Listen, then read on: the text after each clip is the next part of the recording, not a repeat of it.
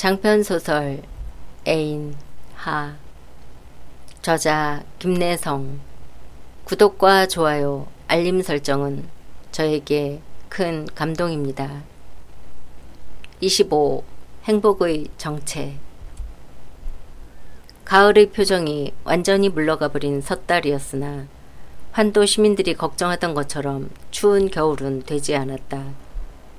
임지훈이 자서전 소설 애인을 집필하기 시작한 것은 섣달에 접어들면서부터였다.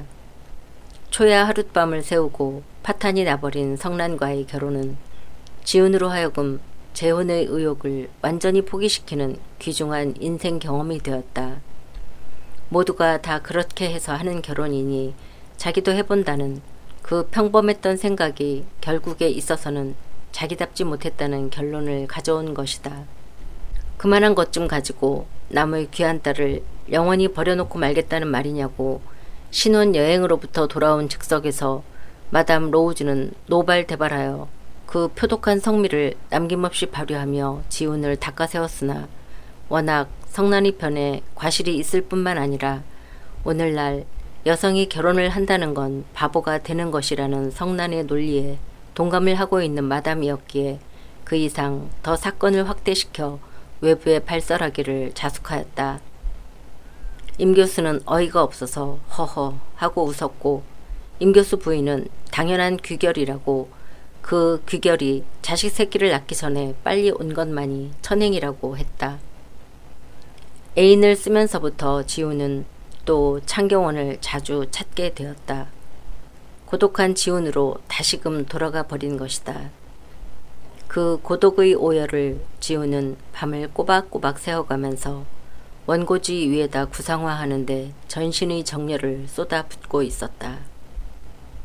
약 500장쯤의 중편으로서 그것이 탈고되는 대로 지금까지 발표한 단편을 한데 추려 넣어서 발행하겠노라는 모 출판사의 확약을 지훈은 얻고 있었다.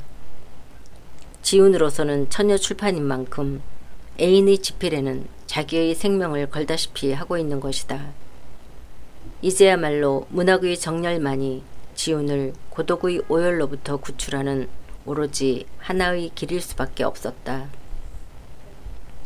섣달 하순 일선에 있는 허정욱 중령으로부터 편지 한 장이 날아왔다. 신년 중순에 오영심과 결혼식을 거행하기로 되었으니 이번에야말로 임 교수의 주례가 꼭 계셔야만 하겠다는 말과 그 뜻을 미리 춘부장께 전달해달라는 말 끝에 아직 후방 전근의 수속이 덜 되어 결혼식 때에는 월 여간에 걸쳐 특별 휴가를 맡아가지고 오겠다는 것이며 날짜가 결정되는 대로 결혼식 전에 임 교수를 한번 찾아뵙겠다는 뜻의 글얼이었다. 지훈은 곧 펜을 들고 진심으로 두 분의 행복을 빈다는 말과 허영이 그처럼 열성 있는 축사를 해 주었는데도 불구하고 자기의 결혼이 불행했다는 뜻을 간단히 적어 보냈다. 교인들의 명절인 크리스마스 이브가 왔다. 교회마다 선남선녀의 성스러운 찬미가 흘러나오고 있었다. 그리고 그것은 또한 일부 유한층의 놀이날이기도 했다. 각처에서 댄스 파티가 열렸고 유흥의 세계는 뭣도 모르고 공연히 들떠 있었다. 이날 밤 집필에 필요한 머리를 가지고 지훈은 거리로 나섰다. 그러나 그 들뜬 분위기 속에서 고아처럼 지훈은 고독했다. 꼬치 안주와 대포 한 잔을 걸치고 그 들뜬 분위기로부터 지훈은 곧 빠져나왔다. 집으로 되돌아온 지훈은 양복 안주머니에서 파란 손수건에 싼 편지를 꺼내 책상 위에 펼쳐놓고 또 원고를 썼다. 애인의 두 글자를 들여다보며 10년 전의 연정을 지훈은 소생시키고 있는 것이다. 애인을 집필하면서부터 이 편지는 책갈피에서 양복 주머니로 올맞아 있었다. 이튿날 새벽 지훈은 성가대의 찬송가로 눈을 떴다. 오늘은 창경원에나 가볼까? 자리 속에서 지훈은 중얼거렸다. 지훈이 창경원을 찾은 것은 그날 오후 2시였다. 반나절은 원고를 썼다. 거리는 비교적 한산하였다. 바람은 없었으나 날씨가 차다. 뼈대만 남은 수목들이 차가운 하늘에 앙상하게 솟아 있었다. 삭막한 겨울 풍경이 자기의 마음처럼 외롭고 쓸쓸했다. 들떠있는 것보다는 경내의 이 삭막한 주위가 마음에 다사롭다. 책을 낸다. 그것이 현재의 지훈으로서는 유일한 위안이요 행복이었다. 그이가 죽지 않고 이 남한 어느 구석에선가 아직도 살아있다면, 그리고 다행히도 그의 눈에 내 책이 띄인다면, 그것은 정말 기적과도 같은 한 줄기의 희망이었다. 5, 6년 전에도 지우는 수필과 단편으로 창경원 이야기를 한두 번 쓴 적이 있었다. 그러나 당시는 오늘날만큼도 지훈의 이름이 알려지지 않았었고, 게재된 잡지가 신통치 못했던 탓인지 소녀의 소식은 묘연하였다. 창경원 문을 들어서서 곧장 명정전 돌다리를 건너면서 지우는 그런 요행을 생각하고 있었다. 아참, 그렇지. 좋은 생각 하나가 뿌뚝 들었다. 지우는 불이 나게 외투 단추를 끌어놓고 양복 안주머니에서 파란 손수건을 꺼내 펼쳐보았다. 이 글자를 그대로 따서 제자로 하자. 글자가 다소 크지만 그것을 적당히 축소하면 소설의 제자로서 훌륭할 것 같았다. 어딘가 자체가 다소 어리긴 하지만 그 늠름한 필치는 예술적인 기품이 있어 보여 창작집의 제자로서 조금도 손색이 없을 것 같았다. 더구나 그것이 자기 자신의 필적이고 보면 좀 더 수월히 지은의 책을 발견할 것만 같았다. 참으로 좋은 생각이다. 지우는 다시 편지를 싸놓고 명정전 뒷둘로에서 춘당지 쪽으로 천천히 걸어 내려가고 있었다. 사람의 그림자로고는 별로 보이지 않았다. 중학생 하나가 시골서 올라온 듯 싶은 노인 두 사람을 인도해가지고 경내를 돌아다니고 있었다. 사무실 하인이 한 사람 비를 들고 창경원 정문을 향하여 어슬렁 걸어가고 있었다. 그렇다. 그 삭막한 살 풍경 속에 실은 여인의 조그만 그림자 하나를 대자연은 배치하고 있었다. 그리고 그것이 옛날의 그 소녀였다는 사실을 지훈이가 발견하기까지에는 상당한 시간의 흐름이 왔다. 멀리서 내려다보니 실로 조그만 뒷 그림자였다. 처음에는 그것이 여자인지 남자인지를 지훈은 몰랐다. 꺼멓게 보이는 외투를 입고 있었다. 이 추운 날씨인데도 불구하고 그 검은 복장의 인물은 앙상한 벚나무를 등지고 꽁꽁 얼어붙었을 차가운 벤치 위에 우두머니 앉아 있었다. 그의 머리 모양으로 그것이 여자라는 사실을 안 것은 몇 걸음 더 내려가서였다.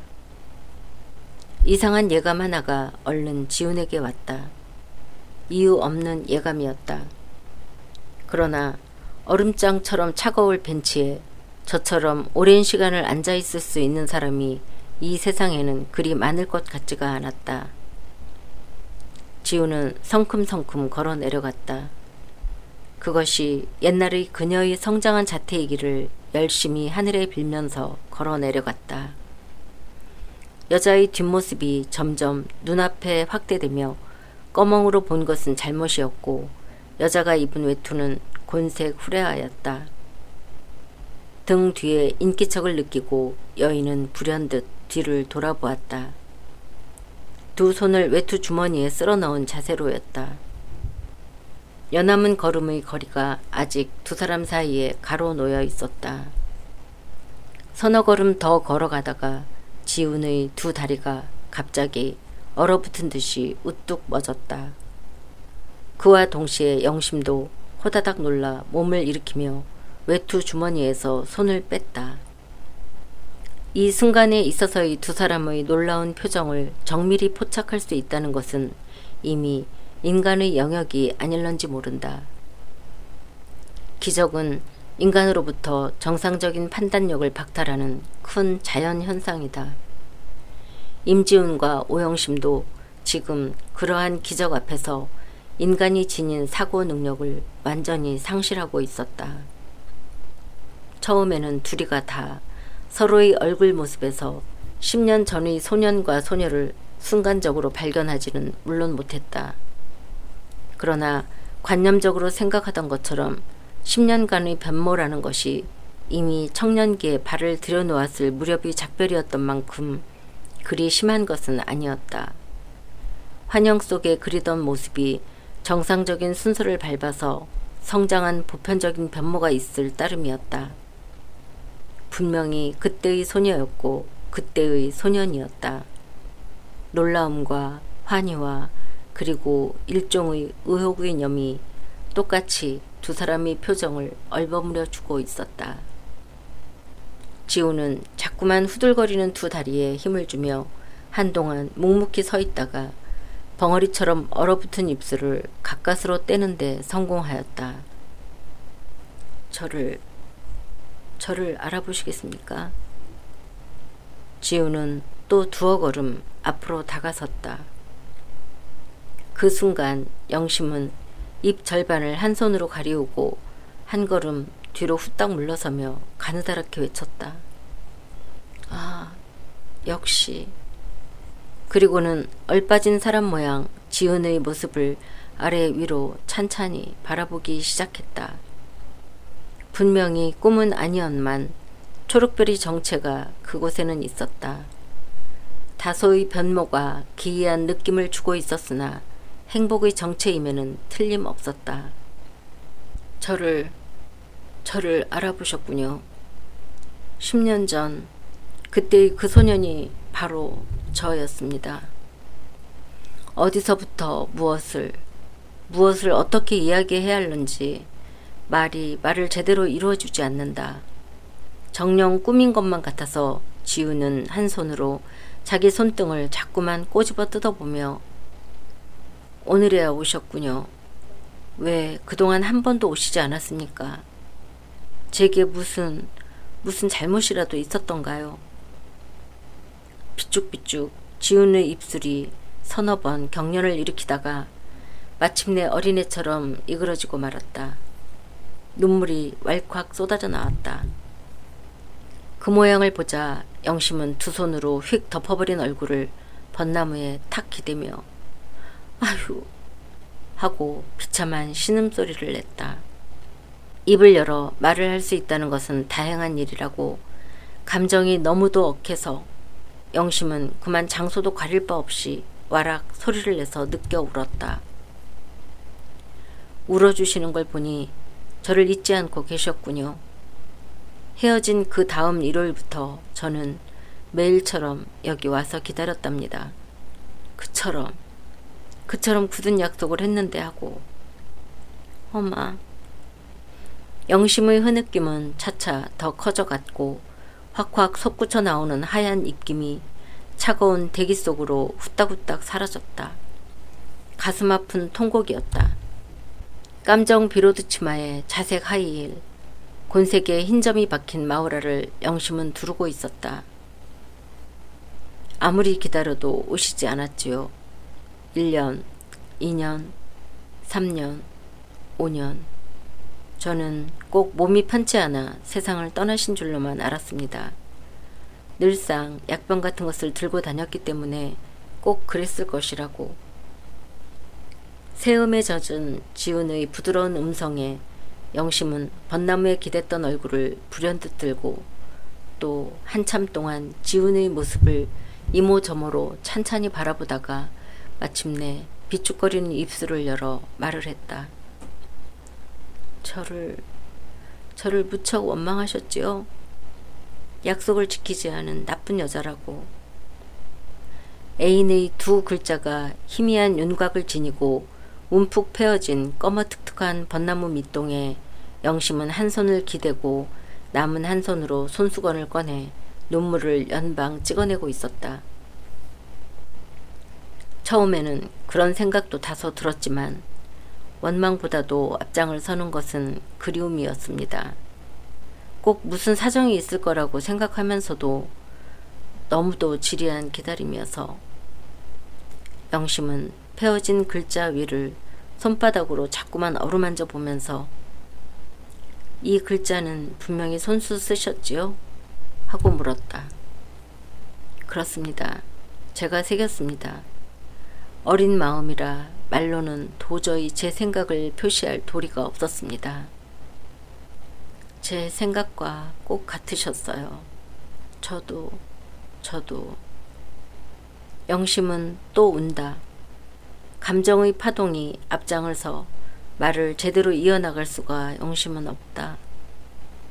앙상한 나뭇가지에 바람이 인다. 까치가 2마리 살얼음이 진 연못 위로 까불까불 날아갔다. 유원지 그네 위에 까치는 앉았다. 오늘은 즐거운 크리스마스 날인데 왜 거리로는 놀러 나가시지 않고. 동경과 우수와 서글픔이 한데 뭉친 영심의 모습을 물끄러미 바라보며 지우는 지금 우주적인 환희 속에서 자기의 실제를 완전히 망각하고 있었다. 그저 한 번만 더 이 벚나무 밑에 앉아보고 싶어서 최후로 다시는 영 오지 않을 셈으로. 지우는 한 걸음 더 가까이 앞으로 다가서며 최후로 왜 무슨 그런 사정이 계십니까? 어디 먼 곳으로 떠나십니까? 저는 앞으로 제 일생 동안을 두고 이곳을 찾으려는데. 일생 동안? 영심은 놀란 시선을 들었다. 그러다가 발뿌리 앞으로 후딱 시선을 떨어뜨리며 서글픈 표정을 영심은 지었다. 보름 후로 다가온 허정욱과의 결혼식을 영심은 생각하고 있는 것이다. 또 와주셔야지요. 안 오시면 저는 어떡하라는 말씀입니까? 저희들이 불행이 이상 더 계속된다는 것은 너무도 비참한 일이 아니겠습니까? 영심은 소그듬이 고개를 숙인 채 대답이 없다. 지나간 날, 저는 이 연못가를 수없이 걸었었지요. 행여나 어느 숲새에서 어느 단모퉁이에서 해군복의 그 소녀가 불쑥 나타나지는 않을까 하고. 추우실 텐데 저리로 좀 걸어보실까요? 추운 줄 모르겠어요. 그러나 영심은 이내 초록별의 건강을 생각하며 추우시지요? 저와 같이 저리로 한번 걸어주시오. 그것이 오랜 시일에 걸친 제 아름다운 꿈이었습니다. 영심은 콤팩트를 꺼내 눈물 흔적을 감춘 후에 지훈을 따라 언덕길로 올라섰다. 못을 끼고 둘이는 언덕 위 오솔길을 식물원 쪽으로 묵묵히 걷고 있었다. 말이 없어도 말 있는 사람들보다 더 둘이는 행복했다. 이 오솔길도 저는 수없이 걸었습니다. 영심은 솔깃이 귀만 기울이고 있었다. 이 연못가야말로 제 청춘을 아름답게 승화시킨 서글픈 행복의 보금자리였답니다. 그러나 아무리 기다려도 해군복의 그 소녀는 와주지 않았습니다. 사정이 있었어요.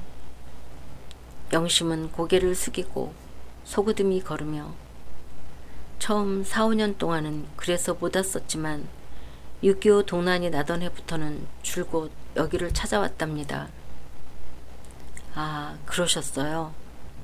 으시시하니 몸이 떨린다. 네, 많이 왔었지요. 동란 이후 저는 쭉 부산으로 내려가 있었답니다. 그러다가 다시 돌아온 것은 지나간 9월이었지요.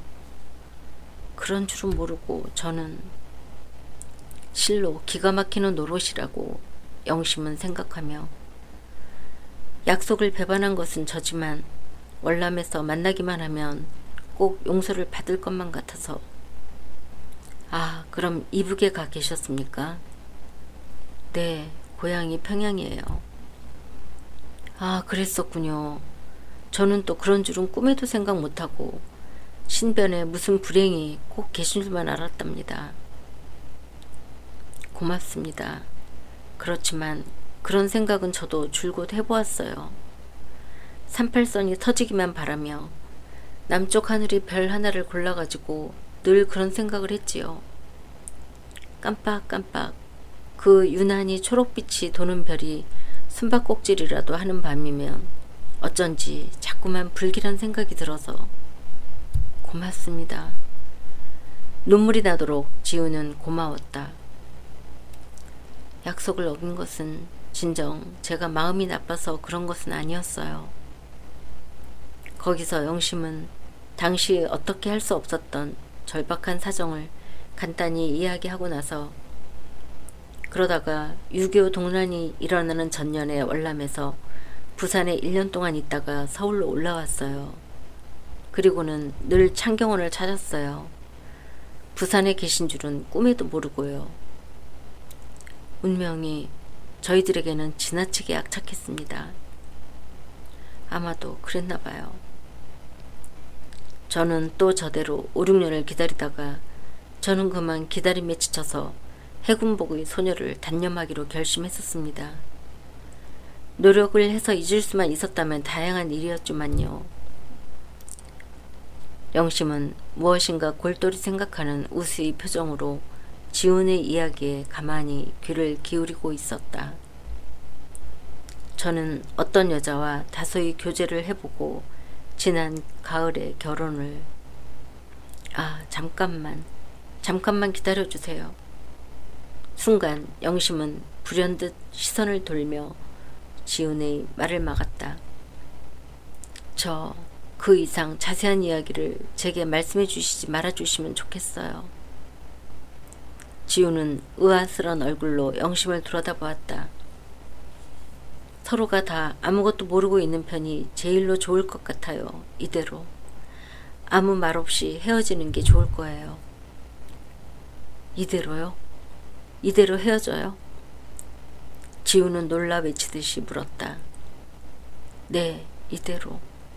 그렇지만... 아니에요. 제 이야기도 더 묻지 마시고 저도 더 듣지 않겠어요. 아무것도 모르고 이대로 헤어지는 것이 서로가 다 좋을 거예요. 그대로 헤어질 수가 있는 노릇이냐고 지우는 기가 막혔다. 얼마만의 해우냐고. 그것이 짝사랑이라면 또한 모를 일이지만 서로를 그지없이 그리워하는 사모의 일념은 꽃같이 지니고 있는 두 사람이 아닌가. 저는 못하겠습니다. 저는 이대로 헤어질 수는 도저히 없습니다. 어디서 사는 누구인지도 모르고 어떻게 이대로 갈라질 수가 있다는 말입니까? 지우는 울먹울먹하며 어린애처럼 영심을 바라보았다. 괴로운 일이지만 그러는 게 좋을 거예요. 어디서 사는 누군지도 모르고 있는 편이 결국에 있어서는 행복하지요. 영심은 괴로운 듯이 외면을 하고 멀리 유원지 쪽 언덕 위를 바라보았다. 외면한 영심의 시야에 삭막한 겨울 풍경이 차가운 대기 속에서 오들오들 떨고 있었다. 10년 동안을 찾아 헤매다가 오늘 처음으로 만난 저희들인데 어떻게 이대로 그냥 헤어질 수가 있다는 말입니까? 차라리 제게 죽음을 선고해 주시는 편이 옳지. 죽는다는 것은 그처럼 힘든 일이 아니라고 저는 생각하지요. 외면을 한 영심의 두 눈꼬리에서 맑은 눈물이 하염없이 흘러내리고 있었다. 이름만이라도 제게 가르쳐 주시오. 이름을 아셔서 무엇을 하시려는가요? 그저 자꾸만 입으로 불러보겠습니다. 쓸쓸할 때, 기쁠 때, 잠을 이루지 못할 때 저는 그 해군복의 소녀의 이름을 부르겠습니다. 안 됩니다. 그것은 저희들의 불행을 의미하는 것이에요. 저도 어디서 사는 누구신지 성함이라도 알아두고 싶지만 제가 그것을 알게 되면 제 마음은 항상 대근처로만 달려가게 될 거예요. 그것은 둘이가 다 불행한 일이지요. 들었던 손수건을 눈으로 조용히 갖다 대며 살아있다. 그분이 이 서울 어느 한 모퉁이에 살아있다. 그것만을 생각하면서 사는 편이 오히려 행복하지요. 그것은 꿈입니다. 인간은 역시 꿈만으로 살 수는 없습니다. 꿈만으로 사는 것이 결국에 있어서 행복하지요. 제 꿈은 너무도 지루했습니다. 제 꿈도 그보다 못지않게 지루했답니다. 이 꿈이 깨어지는 날 저희들은 불행하게 되지요. 제 마음속에 깃들어 있던 조그만 초록별을 그대로 제 마음속에 고요히 남겨두어 주세요. 저는 도저히 그럴 수는 없습니다. 차라리 죽음의 길을 택하는 편이 얼마나 행복한지 모르지요. 그러면서 지우는 안주머니에 타다 남은 파란 손수건에 쌓인 편지를 영심의 눈앞에 펼쳐 보였다. 이것을 보시오. 저는 아직껏 이것을 갖고 있습니다. 아까도 만나기 직전에 저는 이 손수건과 편지를 꺼내 보았답니다. 영심은 후딱 눈물을 거두며 펼쳐진 편지를 들여다보았다. 모든 것을 잊어버리려고 은행잎과 꽃봉투는 불에 살랐습니다. 그리고 이 손수건마저 태워버릴 셈으로. 고뇌의 신음소리를 영심은 내며 조그만 단풍나무 하나를 붙잡고 쓰러지려는 몸을 간신히 기댔다. 꿈을 제게 남겨두어 주세요. 제 꿈을 제발 깨뜨려 주시지 마세요. 그리고는 획 유원지 쪽으로 뛰어가며 저는 먼저 실례해야겠어요 하고 영심은 외쳤다. 잠깐만. 허겁지겁 지우는 따라갔다. 잠깐만, 안 됩니다. 이대로 가시면 안 됩니다. 수정각 뒷뜰로에서 유원지 쪽으로 쏜살같이 뛰어가는 영심을 지우는 따라가며 불렀다. 따라오지 마세요. 이대로 헤어져야만 해요. 지우는 따라가서 나란히 걸으며 헤어질 수가 저는 정말로 없습니다. 이름도 주소도 모르고 이대로 헤어지면 어떡한다는 말입니까? 운명에 맡기지요. 지금까지 맡겨온 운명도 너무 악착한데 또다시 운명에 맡길 것이 아니고 우리 손으로 운명을 개척합시다. 제게는 운명을 개척할 용기가 없어요. 용기를 내십시다. 안 돼요. 10년 전 저희들이 여기서 만난 것도 하나의 운명이었고 오늘 또 이처럼 만난 것도 운명이지요. 거기에는 저희들의 의사는 조금도 개입하지 않았으니까요. 조물주가 기어코 저희들을 또 만나게 하여 주고 싶다면 앞날에도 그런 기회는 있을 거예요. 아무 말 말고 헤어져 주세요. 저는 이미 제 운명을 제 손으로 개척할 힘을 갖지 못했어요. 시기가 너무 늦었어요. 결혼을 하셨습니까? 아니요. 약혼을 하셨습니까? 네. 사랑하고 계십니까? 제발 더 이상 물어주지 말아주세요. 유원지 앞을 지나면서 여기서 조금만 쉬어서 가시지요.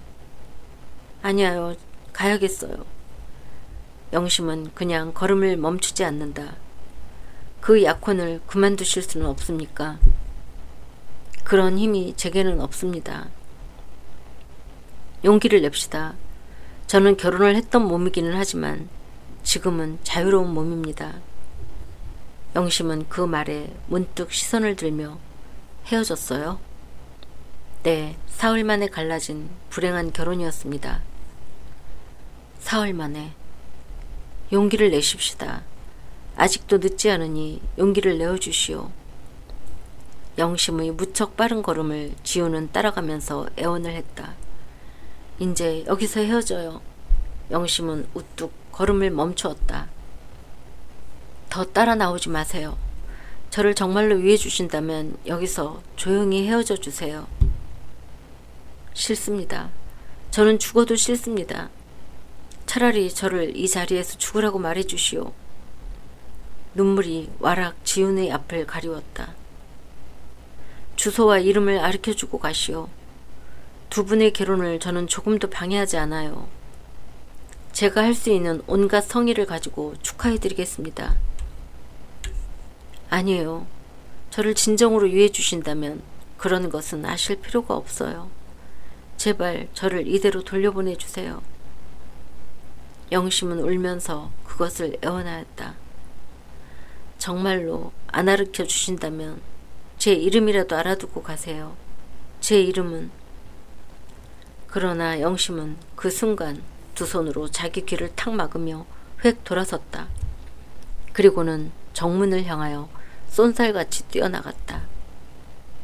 얼빠진 사람 모양 지우는 한동안 멍하니 서서 조그맣게 사라지는 영심의 뒷모양을 바라보고 있다가 안 된다. 이대로 가버려서는 안 된다. 영심의 자태가 정문 밖으로 다람쥐처럼 홀랑 빠져나가는 양을 보고서야 펄떡 정신이 들며 지우는 따라갔다. 안 된다. 저희를 놓쳐서는 안 된다. 지우는 외치며 정문을 향하여 무섭게 달려갔다. 오늘 이 자리에서 영심을 놓친다는 것은 지은에 있어서는 죽음 그 자체를 의미하는 것일 수밖에 없었다. 이제 이리로 뛰어나간 여자가 어디로 갔습니까? 수희 영감에게 지우는 외치듯이 물으며 정문 밖으로 뛰쳐나갔다. 저리로 뛰어가던데요. 영감은 어리둥절한 얼굴로 원남동 쪽을 가리켰다. 지우는 그쪽을 향하여 한 길로 뛰어나갔다. 그러나 그때는 이미 영심의 자태는 보이지 않았다. 드넓은 거리에 택시 한 대가 원남동 쪽을 향하여 스름스름 달리고 있을 따름이었다. 그 택시 안에 영심은 타고 있었다. 아, 잠깐만 기다려요. 지우는 따라가면서 택시를 불렀다. 뒷 유리창으로 영심의 모양이 멀리 바라다 보였기 때문이다. 그 영심이 허둥지둥 따라오는 지훈을 바라보며 가슴 앞에서 가만히 합장을 했다. 전차가 한 대 우르릉 지나갔을 뿐 자동차는 한 대도 오지 않았다. 지훈은 따라가면서 손을 자꾸만 흔들었다. 합장을 했던 영심의 손길도 유리창에서 나불거리며 멀리 조그맣게 사라져갔다. 아, 갔다. 영원히 갔다. 차체조차 보이지 않는다. 실로 꿈과도 같은 허무한 이별이었다. 지우는 멍하니 한 길에 서서 차체가 사라진 종로 시가를 바라보았다. 바라보다가 돌연 두 팔로 얼굴을 가리우고 창경원 돌담에 몸을 기대며 탁 엎드려 버렸다. 통행인이 힐끔힐끔 지훈을 바라보며 지나갔다. 젊은이가 낮부터 무슨 술이냐고 그런 얼굴을 사람들은 지어 보이며 지나갔다. 한참 동안 지우는 그러고 있다가 다시금 몸을 일으켜 차가 사라진 종로 사가를 향하여 터벅터벅 걸어갔다. 아무런 생각도 없다. 허탈의 세계가 지훈을 완전히 지배하고 있었다. 그날 밤 지훈은 무턱대고 거리를 싸돌아다니다가 밤늦게서야 집으로 돌아왔다. 잠은 좀처럼 이루지 못하고 꼬박 앉아서 새벽을 맞이하였다. 먼 동이 환하게 트이어올 무렵 지훈의 가슴속에 새로운 희망이 한 줄기 스며들기 시작하였다. 어쨌든 그 소녀는 이 서울에 살고 있다. 과거의 그것은 생각하면 한낱 창백한 희망이요 꿈이었다. 그리고 거기에는 기적과도 같은 가능성이 있었을 뿐이었다. 그러나 지금 지훈의 가슴속에 싹트기 시작한 새로운 희망에는 현실성이 농후하다. 끈기 있게 기다리기만 하면 언젠가 한 번은 만날 것이라는 확신을 지훈은 갖는 것이다.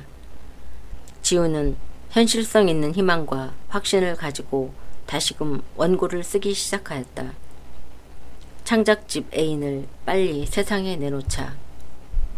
분명 그이가 이 서울에 살고만 있다면 광고를 보고라도 애인이 출간된 사실을 알 것이며 그것이 또한 자기 자신의 필적이고 보면 제 아무리 옛날의 연료와 같은 굳은 지조의 소유자라 할지라도 한 권쯤은 사 읽을 것이 아닌가. 지우는 자기의 그 안타깝게 애타던 연모의 념을 그 여인에게 알리고 죽는 것만도 다행이라 생각하였다.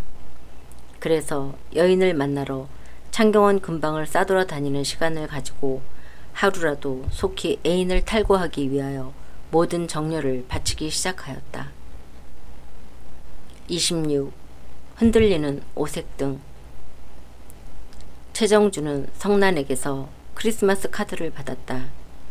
결혼식 청첩을 받은 이후 처음으로 접하는 성난의 소식이었다. 결혼식을 거행한 날 밤 동네로 신혼여행을 떠났다는 말은 풍문에 듣고 있었으나 그 후의 소식은 정주는 통 모르고 있었다. 성난은 학교에도 나오지 않았다. 대개가 그렇듯이 결혼을 하고 났으니 성난도 학교를 집어치우려는지도 모를 일이라고. 성난의 그 왕성한 현실주의적인 의욕을 정주는 내심 얕잡아 보고 있는 참에 크리스마스 카드가 날아왔다. 카드에는 정주 언니 보고 싶어서 죽을 지경이에요. 내일 명동 B다방에서 언니를 기다리겠어요. 언니는 화가 나서 와주지 않을런지 모르지만 나는 12시부터 쭉 기다리고 있을 테예요. 언니와 단 둘이서 크리스마스를 축복하고 싶어요.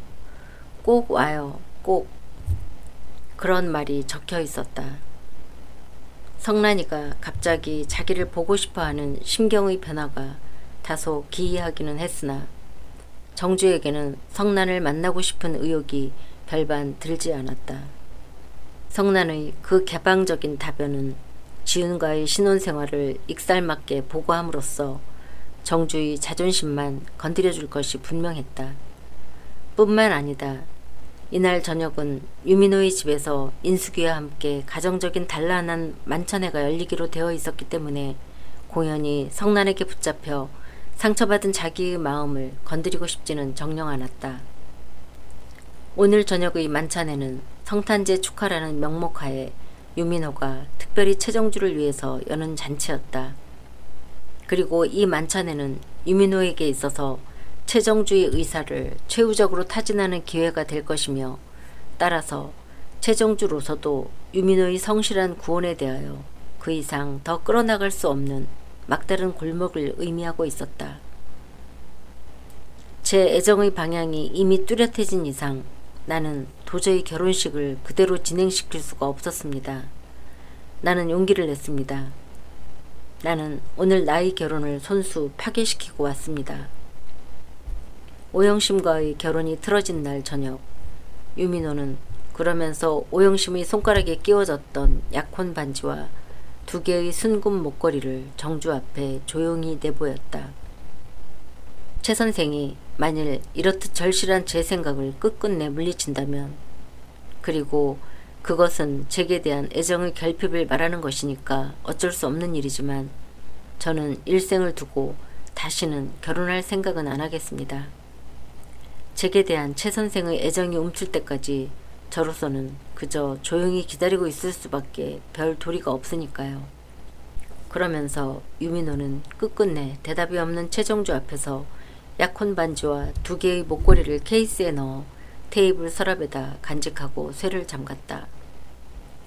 이 서랍을 제가 다시금 열게 되는 날을 저는 조용히 기다리겠습니다.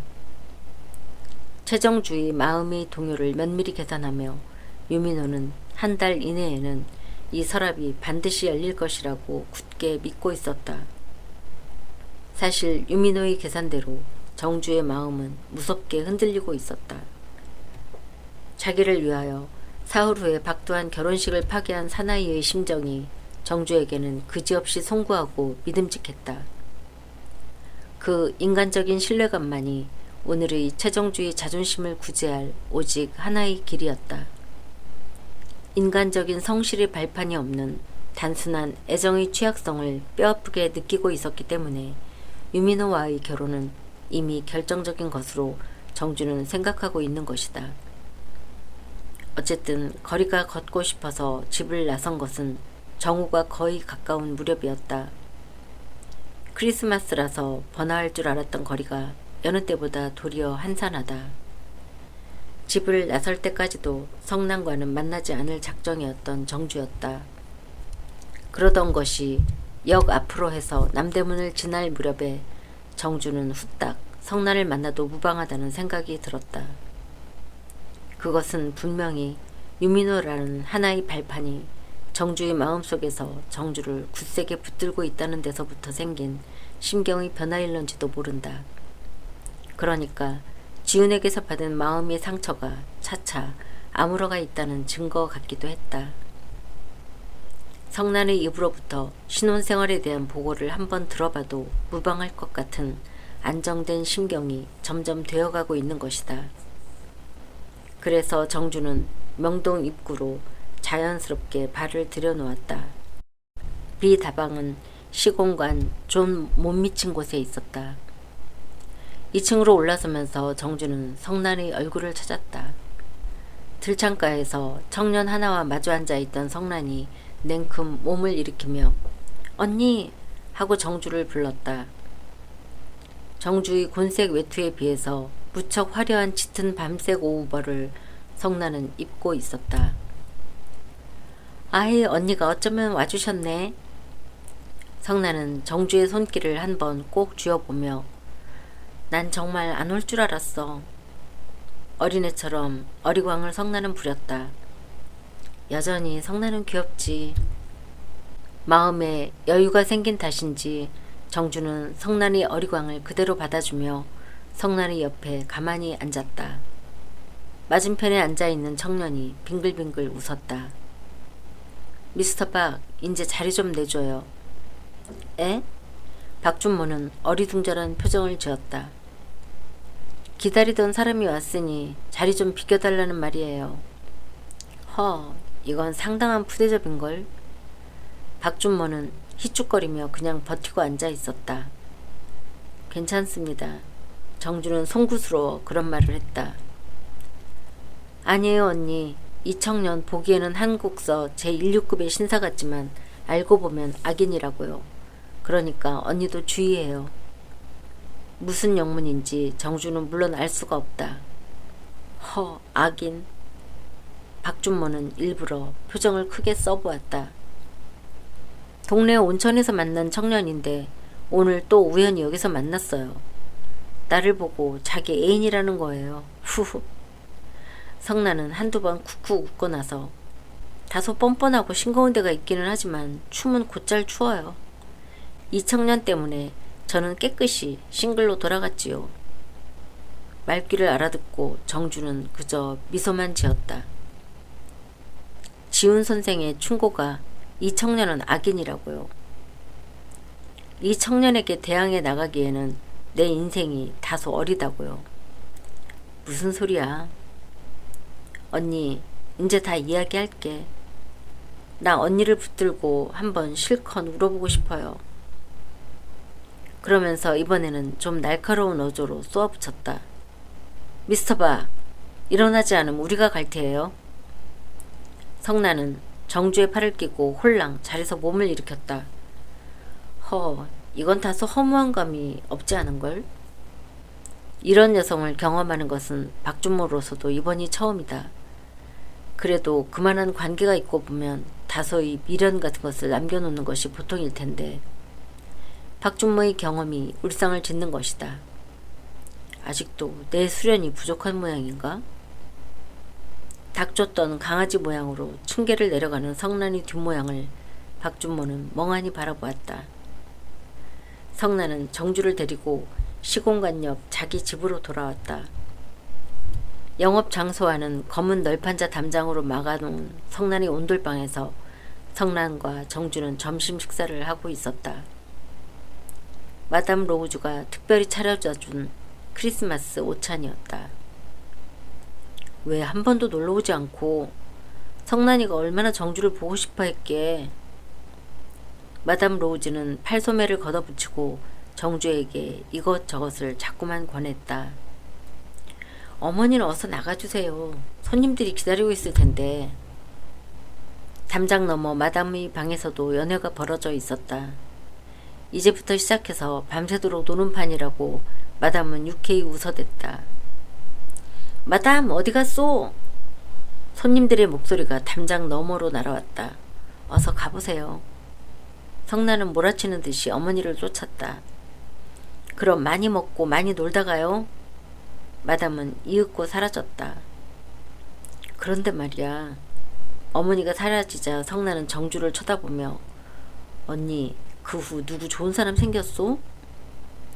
새우튀김을 집다가 정주는 도리도리를 하며 조용히 웃었다. 지훈 선생을 지금도 생각하슈? 정주는 또 도리도리를 했다. 성나는 잠자코 젓가락만 놀리다가 지훈 선생은 나보다도 언니를 좋아했을 거야. 언니 지금이라도 지훈 선생과 결혼할 생각 없수? 엄마? 정주는 놀라며 성난을 바라보았다. 이전에도 성난은 뜻밖의 이야기를 곧잘 했었다. 그렇지만 오늘의 이 한마디는 무슨 뜻이야, 성난? 나 이혼했어요. 이혼하다니 무슨 말이야? 그만두었어요. 그만두었다고? 아니, 결혼한 게 언젠데? 사흘 만에 이혼했어요. 어머나? 벌렸던 입이 좀처럼 닫혀지지가 않는다. 성난은 거기서 지난 일을 쭉 이야기하고 나서 문제는 아까 그 청년에게 재수없이 걸려든 내게 있지만요. 아무리 사과를 해도 들어주지 않아요. 결국 서로가 다 애정이 탐탁하지 못했던 탓인가 봐요. 정주는 이야기를 들으면서 마음이 자꾸만 설레어 견딜 수가 없었다. 예상했던 일이기는 하지만 너무나 빨리 온 두 사람의 불행이었다. 성난도 철없는 노릇을. 나도 그렇게 생각하지만 결국 언니의 손에서 지훈 선생을 빼앗은 내가 잘못이에요. 별반 이렇다 할 굳센 애정도 없으면서 언니 용서해요. 성난은 젓가락을 놓고 정주의 품으로 자꾸 기어들어왔다. 정주의 가슴에 얼굴을 부비며 나는 이제 결혼은 하지 않아요. 결혼을 한다는 건 여성의 불행을 의미하는 거예요. 나는 언니의 품 안이 제일 좋아. 남자들은 건방져요. 쓸데없는 우월감을 가지고 있지요. 남성들 앞에서 여성들은 열등감을 가져야 할 이유는 조금도 없잖아요. 그 열등감을 가져주지 않는다고 그것이 남자들에게는 불만인가 봐요. 누구가 그런 결혼을 해준대요? 성난은 몸부림을 치며 운다. 성난의 고백을 듣고 있는 정주는 지난날 지훈과 최후의 작별을 하던 남대문통의 저녁 무렵을 생각하고 있었다. 내가 결혼을 한다면 실은 정주씨와 할 생각으로 있었다는 지훈의 한마디를 정주는 골똘히 회상하고 있었다. 자기의 자존심을 문질러준 사나이라고 생각만 해도 불쾌하기 짝이 없었던 지훈이었다. 그 지훈이가 지금 정주의 마음속에서 차츰차츰 애정의 심볼인 양 소생하고 있었다. 언니, 나 자꾸만 울고 싶어요. 언니 품 안이 제일 좋아. 정주는 흐느끼는 성난의 어깨를 가만히 쓰다듬어주며 그랬으면 됐지, 울긴 왜. 자꾸만 슬퍼요. 난 이제 처녀가 아니에요. 그것이 자꾸만 슬퍼요. 내가 지녔던 모든 긍지는 이미 없어지고 말았어요. 임지훈이가 뭐가 그리 잘났기에 아주 뻗대는 거예요. 내 실수에 대한 남성들의 비판이 지나치게 가혹하다는 말이에요. 나를 용서 못하겠다는 임지훈의 감정은 임지훈 개인을 떠난 문 남성들의 감정을 대변하는 거지요. 그것이 분해요. 내 행동에 대한 형벌이 너무 가혹해요. 뭐라고 말을 하여 성난의 비애를 위로해주고 싶었으나 정주는 적당한 말을 고르지 못했다. 남녀의 사이에서 궁극의 피해를 받는 것은 여성들이라고 그 전만은 정주도 수긍하지 않을 수 없었다. 뭐니뭐니 해도 결국은 애정 문제일 거야. 둘이가 다 애정의 끈앞풀이 박약했던 탓이야. 언니, 응? 이제도 늦지 않아요. 지훈 선생을 한번 만나보세요. 언니가 그런 실수를 했다면 지훈 선생은 용서했을는지 몰라요. 아니야. 정주는 또 도리도리를 하며 만나볼 필요는 이제 없어졌어. 그만큼 착실한 사람도 쉽지 않아요, 언니. 꼭 한번 만나봐요. 만나서 불행했던 결혼을 언니가 좀 위로해드려요. 정주는 쓸쓸히 미소를 지으며 어린애 같은 소리는 그만해요. 어른들은 별것 있어요? 연애니 결혼이니 하고들 굉장한 것처럼 떠들어대지만 결국은 소꿉장난이지 뭐예요? 뭐가 신비로워요? 결혼이라는 하나의 인간 행동에 대한 자기류의 감상을 성나는 지금까지 하고 있는 것이다.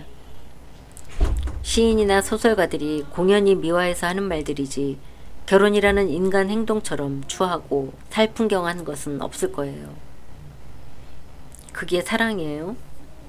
그게 행복이에요? 인간이 한낱 당연한 절차에서 지나지 못하는 결혼에 대하여 지나치게 시적 표현을 꾀하여준 문학자에게 성나는 지금 항의를 제출하고 있는 것이다. 성나는 결혼에 실패를 했으니까 그런 말을 하는 거겠지. 성공을 했담 그 이상 뭐가 있다는 말이에요? 정주는 경험이 없기에 대답을 못했다. 그 이상의 무엇이 정주에게는 꼭 있을 것만 같았다. 그러면서도 한편 정주는 성난의 말처럼 그것은 미혼 처녀가 지닌 아름다운 환영인지도 모를 일이라고 성난의 경험을 소중히 여겨보기로 했다. 유민호와 마담 로우즈와의 관계는 그 후에도 쭉 계속되어 왔다. 정주가 성난의 이혼담을 듣고 있는 동안 유민호는 마담의 방에 있었다. 그러나 행인지 불행인지 유민호와 정주는 서로 대면하는 기회를 갖지 못한 채 그날 저녁의 만찬회에 참석하는 몸이 되었다. 웃방 양실에 식탁은 준비되어 있었다. 하양 상보를 씌운 식탁 한가운데 안진뱅이 매와 화분이 연분홍 꽃을 다닥다닥 붙이고 있었다. 이날 저녁의 요리는 유민호가 특별히 아는 그릴에서 쿡 한 사람을 불러다가 차린 호합판의 양식이었다. 크리스마스에는 칠면조를 먹어야 한대서 미군 부대로 들어가는 놈을 쿡이 가로채웠다고 했다. 식탁 옆에는 크리스마스 추리가 흰 솜을 담뿍 이고 있었다. 그 위에다 오색이 찬란한 조그만 전등을 주릉주릉 달아놓았다. 이것은 어제 저녁 인숙을 데리고 정주가 손수 꾸며놓은 크리스마스 데코레이션이다. 오일 스토브가 한편에서 이글이글 불길을 머금고 있었다. 인숙은 좋아라고 손뼉을 치며 정주 옆에 앉아서 이것저것 요리에다 손을 댔다. 정주와 마주 앉은 유민호는 특별히 주문해온 칠면조니 많이 자시라고 점잖게 권하면서 오늘이야말로 가정적인 단란이 얼마나 행복한가를 깨달을 수가 있습니다. 최 선생, 많이 자시고 즐겁게 놀아주시오. 네, 많이 먹어요. 정주는 식사를 하면서 쭉 지훈의 생각만 하고 있었다. 오늘 성남만 만나지 않았던들 유민호의 호의를 좀 더 탐탁하게 받았을는지 몰랐다고 멀지 않아 튀어나올 유민호의 최후의 다짐을 정주는 갈팡질팡하는 불안정한 심정으로 기다리고 있었다. 유민호는 맥주와 위스키를 섞어서 마시며 최 선생이 인숙의 엄마가 되어주셔서 매일처럼 이렇게 단란한 식사를 할 수 있다면 나올 말이 마침내 튀어나왔다. 오늘은 저로 하여금 저 굳게 잠근 서랍을 열게 해주시오. 상당히 오랜 시일을 끌어온 문제이기에 어쨌든 응분의 대답은 있어야만 하겠다고 정주는 시선을 들고 얼굴을 붉히며 저도 그 문제에 대해서는 많이 생각해 보았어요. 제게는 분에 넘친 호의라고. 대답을 하면서도 정주는 연방 지훈을 생각하고 있었다. 온갖 자존심을 버리고 지훈을 찾아만 가면 될 것이 아니냐고. 자기의 대답 하나로서 일생의 운명이 결정될 것을 생각하니 무섭기 짝이 없다. 무슨 말씀을. 유민호는 거의 낙착점에 도달한 사실을 재빠르게 눈치채고 끝끝내 점잖게 대해온 자기 자신을 내심 칭찬하고 있었다. 정주는 기를 쓰고 자기의 망설임의 최후의 종지부를 찍기 위하여 대담하게 얼굴을 들고 유민호를 빤히 쳐다보았다. 믿음직한 얼굴이었다. 그러나 아까 오전 중까지도 성실의 발판이 없는 애정의 취약성을 생각하던 정주가 이 순간에 있어서는 그와 정반대의 것을 생각하고 있었다. 애정의 발판이 없는 성설이 과연 자기의 결혼 생활을 성공적으로 이끌어 나갈 수가 있을 것이냐 하는 문제였다. 그리고 성란과 지훈 선생의 경우가 바로 그것을 증명해주고 있는 것 같았다. 선생님, 조금만 더 기다려주세요. 조금이라고. 1시간 동안만. 그 1시간 동안에 정주는 자기의 운명에 대한 최후의 심판을 내릴 작정이었다. 최후의 순간까지 감정의 흐름을 극력 배척하고 있는 최정주를 눈앞에 바라보며 일찍이 경험하지 못한 냉철한 계산가라고 유민호는 한 걸음 더 떠서 정주의 계산을 계산하고 있었다. 레코드는 단유부강의 물결이었다. 크리스마스 선물로 사다 준 커다란 프랑스 인형을 안고 인숙은 미닫이를 활짝 열어젖힌 온돌방에서 축음기를 틀고 있었다. 약속했던 1시간은 이미 지나고 있었다. 식사를 마치고 유민호와 정주는 소파에 앉아서 차를 마시고 있었다. 정주는 차를 마시면서 마음이 키를 잡지 못한 채 초조한 기분으로 가만히 앉아 있었다.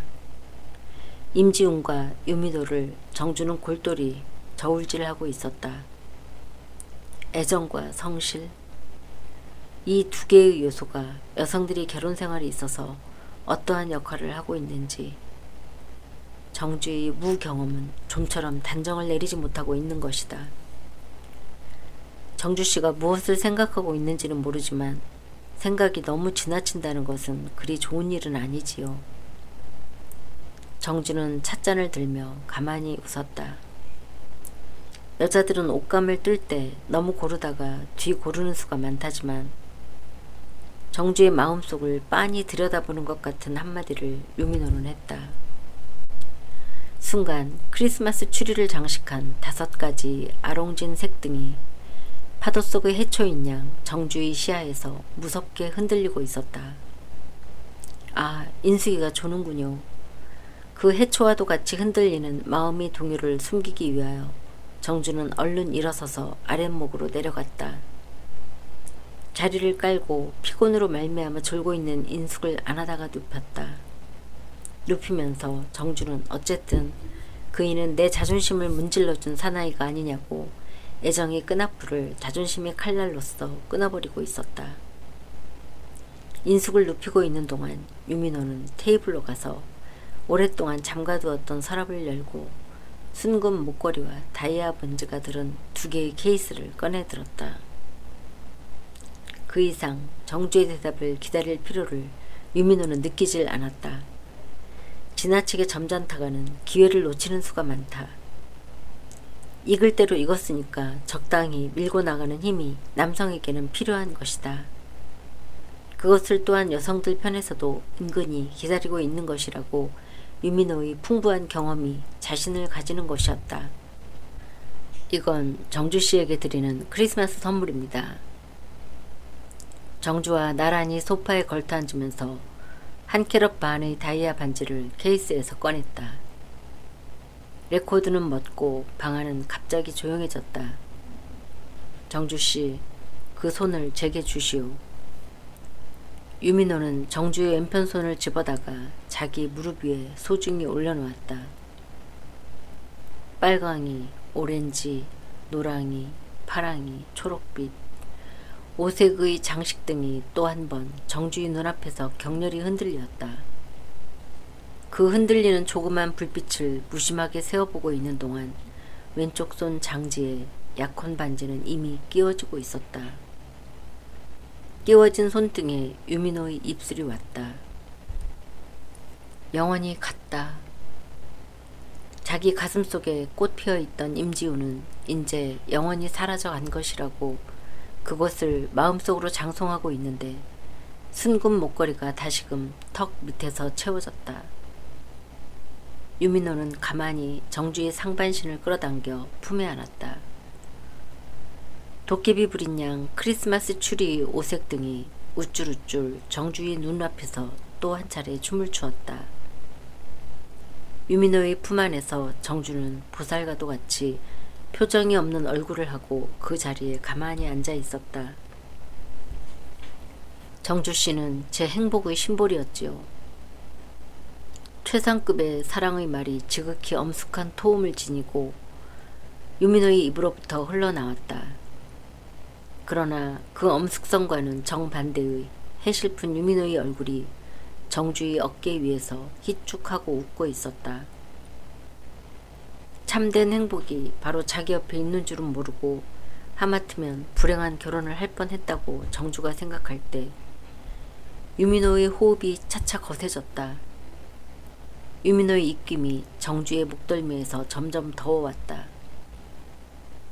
인숙의 어머니를 그처럼 생각하신다면서. 정주는 비로소 입을 열었다. 아, 그건 정주 씨를 만나기 전까지의 일이고 정주 씨를 만나고 난 후부터는 곱게 잊어버릴 수 있는 인숙의 엄마였지요. 정주는 다시 입을 열지 않았다. 정주의 어깨 위에서 유민호의 얼굴이 계속적으로 희쭉희쭉 웃으면서 하등이 반항도 없고 반응도 보이지 않는 정주의 부동 자세를 문득 생각했다. 차다. 대단히 차다. 이미 약혼 반지를 낀 이상 다소의 반응은 있을 줄로 믿었던 유민호의 경험이 당황을 하며 그 원인이 어디 있는지는 알 수 없으나 그 차가움을 녹여버릴 자신이 자기에게는 충분히 있다고 생각하는 것이다. 그때 정주는 자기 목덜미에 유민호의 젖어있는 입술을 느끼고 몸부림을 쳤다. 이제 그러지 마세요. 말과 함께 정주의 상반신이 조용한 한걸을 꾀했다. 정주씨. 유민호의 얼굴이 정주의 눈앞에서 입술과 함께 희번뜩거리고 있었다. 약혼을 했는데 내 애정을 못 받을 리가 없지 않아요? 남성의 완력이 이처럼도 완강한 줄은 정녕 모르고 있던 정주였다. 유민호는 마침내 점잖음의 가면을 대담하게 벗어버리고 있었다. 그 돌연하고도 대담무쌍한 변모가 정주는 갑자기 무서워졌다. 애정보다도 성실히 발판 위에서 취해온 오늘의 행동이었기에 결혼할 때까지를 정주는 조용히 애소하였다. 그러나 오영심에게 손을 댄 유민호로서는 그런 위장한 태세만을 취할 수는 없었다. 정주의 반항이 앞에 놓인 소탁자를 찻종지와 함께 방바닥에 쓰러뜨렸다. 쓰러지는 소리에 인숙이가 반짝 눈을 떴다. 아빠, 선생님을 왜 때려요? 험상궂게 희번뜩거리던 유민호의 얼굴이 획 돌아서며 정주의 허리에서 유민호의 팔힘이 쑥 빠져나갔다. 어린애처럼 울상을 짓고 있는 유민호의 얼굴을 정주는 적지 않게 미안한 생각으로 바라보며 소파에서 일어났다. 용서하세요. 아, 아닙니다. 정주씨의 행복을 위해서 나는 무엇이든지 할 수가 있지요. 미다지를 다치지 않았던 것이 유민호에게는 천추의 한이었다. 고맙습니다. 이제 저는 돌아가야겠어요. 돌아가서 아버지께 말씀드려야겠어요. 드려야지요. 결혼식은 빨리 하는 것이 좋겠지요. 3달 초순경에. 네, 그런 말도 전하겠어요. 제 말이라면 아버지도 기쁜 마음으로 승낙해 주실 거예요. 인숙의 볼에다 입을 맞추고 정주는 총총히 유민호의 집을 나섰다. 올해는 어째서 이처럼 성적이 나쁠까? 5, 6일만 지나면 액년은 간다. 신년에는 복이 오겠지. 찻종지 하나가 깨져나갔다. 쓰러진 소탁자를 바로 세워놓고 푸르럭거리는 손길로 남은 찻종지에다 캐나리안 위스키를 유민호는 팔팔팔팔 부었다.